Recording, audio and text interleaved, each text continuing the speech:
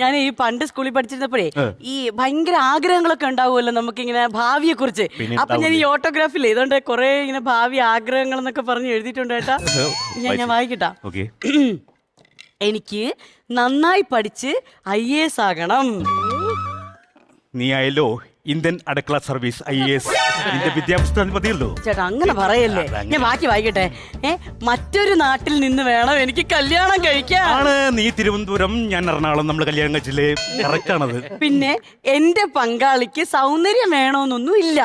അതിന് മാത്രം പാളിപ്പോയി. താടിയും മീശയും ഉള്ള ഒരാളാകണം എന്റെ ഭർത്താവ്.